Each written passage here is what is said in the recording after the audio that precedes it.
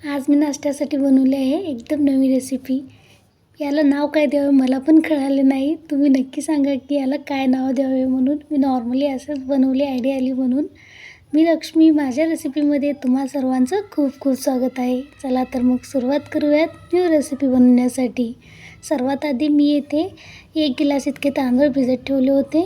मी normally dosa करण्यासाठी तांदूळ भिजत ठेवले होते, पण नंतर माझा प्लॅन बदलला म्हणून मी ही रेसिपी बनवली.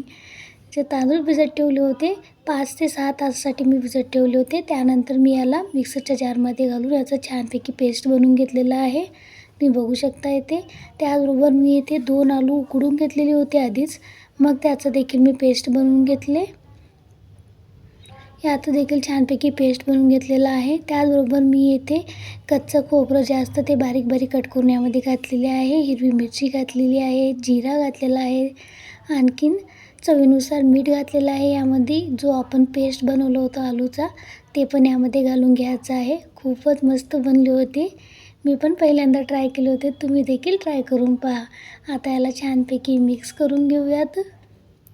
खूपच झटपट बनवून रेडी होतो, जास्ती वेळ देखील लागणार नाही. आता याला एकदम एकसंग असं बनवून घ्यायचं आहे आपल्याला. बघू शकता इथे तुम्ही. आता हे छानपैकी मिक्स करून झाल्यानंतर मी यामध्ये थोडंसंही सोडा देखील वापरले नाही. खूपच हेल्दी बनले आहे हे. तुम्ही देखील नक्की ट्राय करून पहा. आता यामध्ये थोडंसं कोथिंबीर कट करून घातलेली आहे.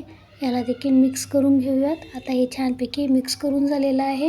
मी गॅसवर पॅनमध्ये तेल गरम करायला ठेवले होते. तेल छानपैकी गरम झाल्यानंतर जसे आपण भजे घालतो ना, त्याच प्रमाणात मी इथे घालून घेत आहे. बारीक मोठा आकार यात काही नाही, तुम्ही तुमच्या आवडीनुसार मोठे बारीक बनवू शकता. मी नॉर्मल भज्यासारखे बनवलेले आहे. माझे भजे तितके गोल गोल येत नाहीत, मला आकार देता येत नाही. खूप एक जणांचे ना खूप गोल गोल येतात. मी नॉर्मली जसे येते तसे बनवले आहे. बघू शकता तुम्ही येते. याला छानपैकी खाल्ल्याबरोबर तळून झाल्यानंतर याला पलटून घ्यायचं आहे. एकदम मस्त आणि टेस्टी रेसिपी बनली आहे ही. तुम्ही देखील नक्की ट्राय करून पहा. आता याला छानपैकी खमंग आपल्याला तळून घ्यायचं आहे. बघू शकता आता छानपैकी तळून झाल्यानंतर याला साईडला करून घेऊयात. अशाच प्रकारे मी सर्व इथे तळून घेतलेले आहे. आणखीन तुम्ही माझ्या व्हिडिओला लाईक केलं नसेल तर लाईक करा. त्याचबरोबर माझ्या चॅनलवरती नवीन असाल तर सबस्क्राईब देखील करा. आणखीन बेल आयकॉनवर देखील क्लिक करा. बेल आयकॉनवर क्लिक केल्यामुळे जे कोणते व्हिडिओ मी अपलोड करेल त्याचे नोटिफिकेशन तुम्हाला सर्वात आधी मिळेल. आता दुसरा गणा पण मी असेच तळून घेतलेला आहे. आता येथे करून मी सर्व तळून घेतलेलं आहे. तुम्ही बघू शकता. याचबरोबर मी ओल्या खोबऱ्याची चटणी देखील बनवलेली आहे. तर मग माझी रेसिपी कशी वाटली कमेंट्समध्ये नक्की सांगा. आवडल्या चॅनलला लाईक, शेअर आणि सबस्क्राईब करायला विसरू नका. चला तर मग पुन्हा भेटूया अशाच एका छानशा रेसिपीबरोबर.